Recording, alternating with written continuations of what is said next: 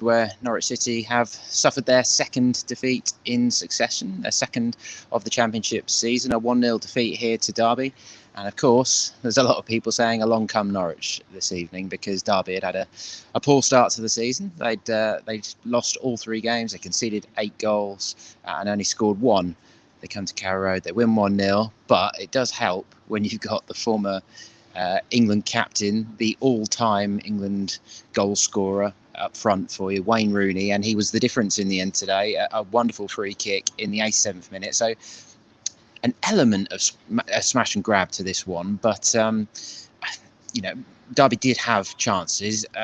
Norwich really, although they'll feel aggrieved to have lost this game, they've only really got themselves to blame for losing it. It's a frustrating day for Norwich. Just to start off with the stats, they had 66% of possession, 13 shots to Derby's 9, and 5 on target to Derby's 3. So a decent game. Derby did show up. They knew that this was a massive game for them, and they set up with a 5-4-1 from a starting point. So they set up to be hard to beat, and they thwarted the space as much as they possibly could, and they did enough. But they did owe a massive chunk of luck to the penalty spot at the Barclay end behind me here, to sort of giving way as Norwich got a penalty at the start of the second half, and Timo Pukki took it and slipped and completely skewed the ball high and wide and ugly, and looked very sorry for himself afterwards. So that was a big turning point in the game. Emi Buendia came back in. No Todd Cantwell again. This continuing transfer speculation around those players. I mean, there's still reports in Turkey about Fenerbahce being interested in Buendia, as well as the Leeds interest in Cantwell. We've also heard Fulham are keen. They both trained this week, and Buendia, on the whole, was good going forward, good on the ball, as you'd expect. He was finding those little pockets of space. He did look like if anyone was going to unpick the lot for Norwich, it was probably going to be Buendia. But whether it's because he was trying really hard, because he thought there might be scouts watching, or something along those lines, he was in a really, really frustrated mood. And we're back into an empty stadium, but even with 1,000 fans in here, we would have heard these frustrated screams for him, particularly in the first half. And we've all seen that sort of slightly immature behaviour from him in the past, but he was really wound up today, and was shouting at his teammates when he hadn't got the ball, and when he was substituted, he was replaced by Mario Vrancic. No, he wasn't, sorry. He was replaced at 84th minute by Jordan Hugill.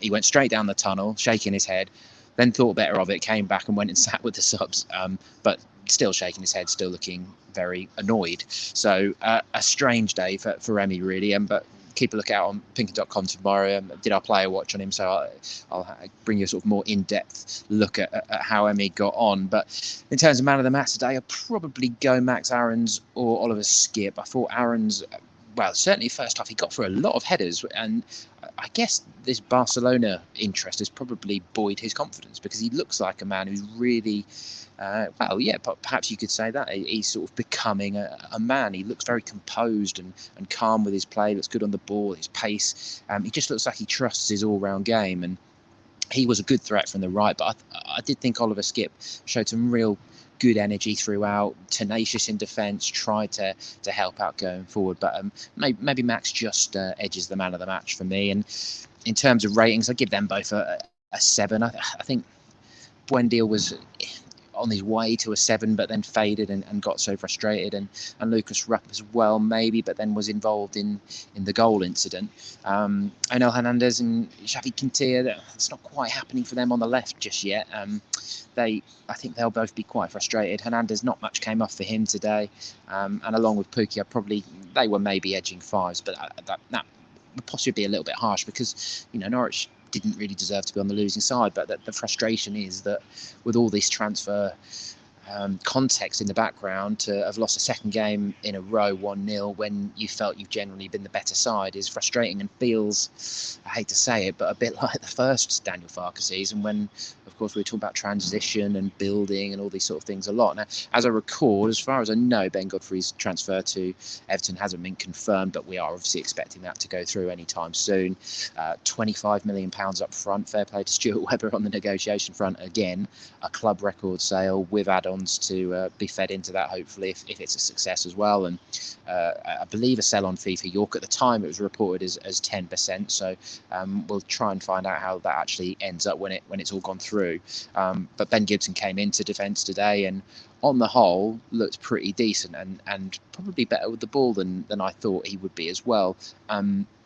We spoke to him after the game and he was very calm, composed presence actually. I felt a little bit calmer about it all after speaking to him all, because our live updates were really there's so much pent up frustration and anger in a lot of Norwich fans at the moment, isn't there, that to lose again, there's a lot of people feeling really downbeat with the way things are and frustrated with everything. And it is tough to take at the moment when you guys are all having to sit at home and watch things on streams. I know it was on Sky today, so that was a little bit of a better service at least. But yeah, it's not nice to have to be watching your team from afar at such a crucial point when all the fans desperately want them to get back on track and start pushing up. But of course, it's still so early. It's 4 games in.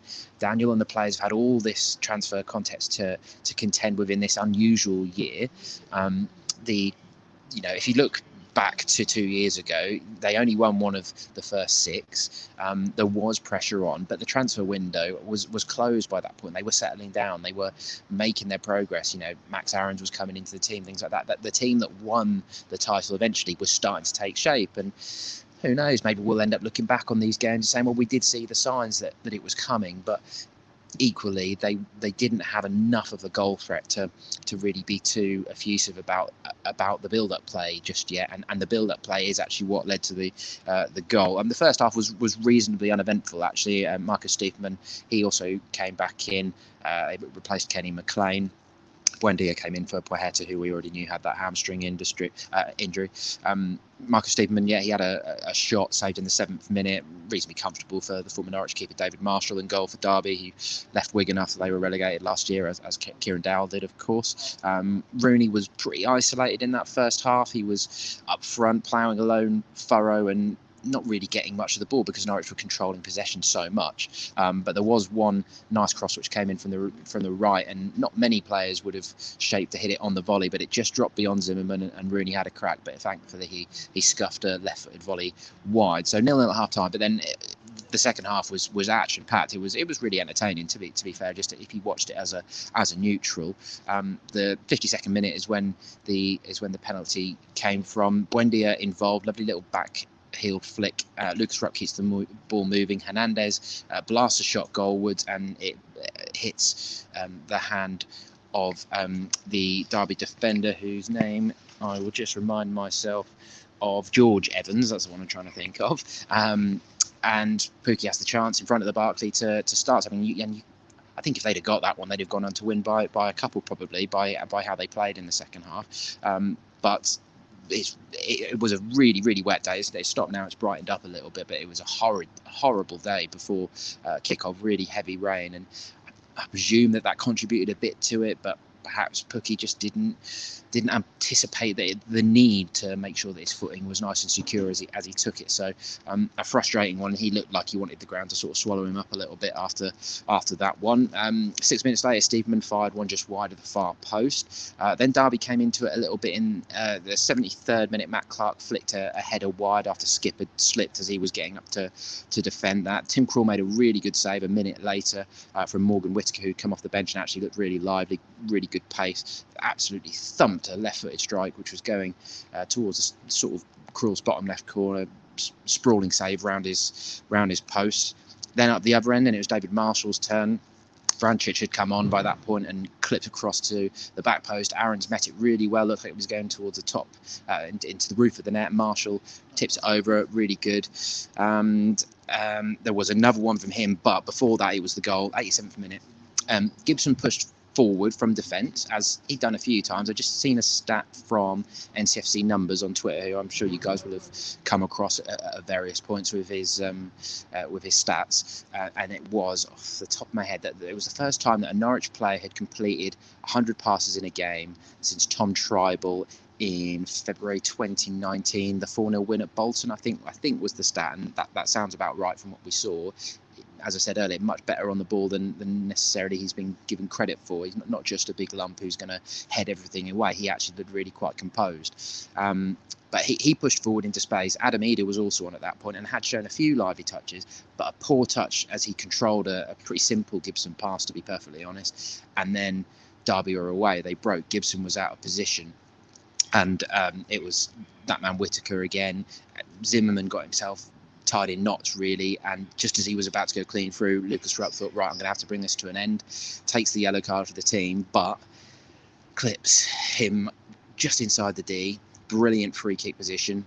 Not what you want when you've got Wayne Rooney on the pitch. He may be 34, he may have gone and played in the MLS for a couple of years, but he can still take a free kick, and that's what he did. But Gibson described it afterwards as a worldie. It was a very good free kick. Krull had no chance, curled it round the wall, top right corner, and yeah, a lovely finish. And Derby, this meant a huge amount to them. When the final whistle went, their subs went absolutely mad. But David Marshall did have to preserve it for them. Jordan Hugill, as I said earlier, came on for Buendia with 6 minutes remaining. Cross came in from the right, I think from Aaron's.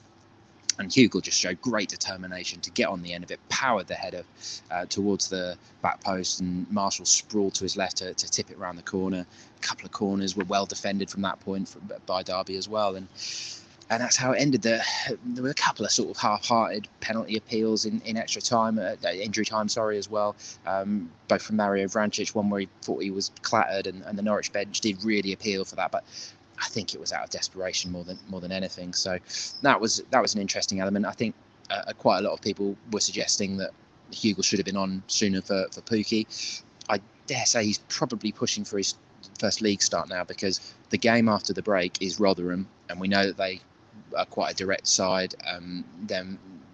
Whenever they come up, Paul Warne, he has to play fairly basic football to get a club like Rotherham to have any chance of surviving. They just don't have any budget at all, do they? So Paul Warne does Norfolk Boy, of course, does a brilliant job of managing to have success with them, consistent success as well. So that's going to be really interesting. But of course now several of the players disappear off on international duty, and it's all going to be on the transfer window, isn't it? The European window closes at 11 o'clock on Monday.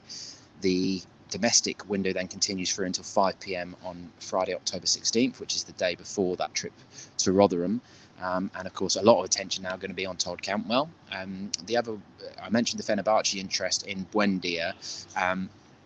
The other team mentioned with him is Villarreal, which is one that seems to make more sense, because I just can't see how Fenerbahce could afford Buendia, to be perfectly honest. But Villarreal, they have spent big money. They've been pretty consistent at a decent level, both in Spain, Europa League. They've done well in recent years as well, haven't they? They've always got to the latter stages, and of course that would be a return to La Liga for Emi, who's got those roots in Spain. So whether something will come from that, I don't know, but we did see again that he's just got the potential to be probably the best player in the Championship, isn't he? But he did cut a frustrated figure today. So if he doesn't end up going anywhere, you'd like to think that he'll calm down a little bit. And Daniel Farke will have to say to him, you've got to calm down. You can't be behaving like that. He was booked, I think it was just before half time, when basically Aarons had lost the ball and he slid in front of the dugouts to stop one of the Derby players getting down the wing, when he didn't really need to be perfectly honest. He could have stayed on his feet and not given the referee a decision to make. The Derby player then goes over him quite happily, takes the free kick, takes the foul, and gets a free kick out of it. And then he was sort of walking a tightrope. So, yeah, a strange day for Emi. But of course, we know the creative ability he's got, as that little backheel flick showed just before the penalty was given. So, a strange day, but another defeat at the end of it, another 1-0 defeat. I personally don't think there's any need to be getting too despondent at this point.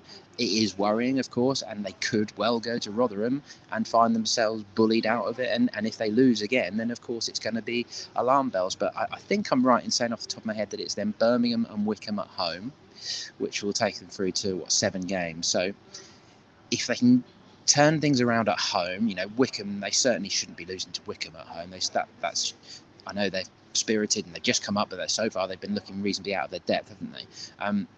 If Norwich aren't winning that, then clearly there is something big to worry about. But hopefully there are enough foundations just to cling on to a bit of hope. But going into a 2-week international break on the back of a defeat, let alone 2 defeats, and what was a pretty frustrating 2-2 home draw, even if it was quite exciting, is not really where you want to be, is it? Particularly not when your fans are all having to sit at home and watch it from afar. So strange times continue. I don't think anyone realistically is going to talk about there being any pressure on Daniel. I honestly think that until that transfer window is closed and his squad is settled, that the vast majority of people will be giving him that bit of leeway. But it's clear from the sentiment that's out there that perhaps that patience won't extend for too many games beyond that deadline. So we just have to hope that they can start doing the business after the break once things are settled down and they know whether someone like Cantwell and Buendia are going to be staying. It looks to me that Max Aarons is probably going to be sticking around, and that would be a real big asset considering that Simon Barham's out injured until January. So plenty to keep things interesting, but for now I'll call it there. Norwich 0, Derby 1. Former England captain Wayne Rooney the match winner. An entertaining game, but unfortunately 2 defeats on the bounce for Norwich.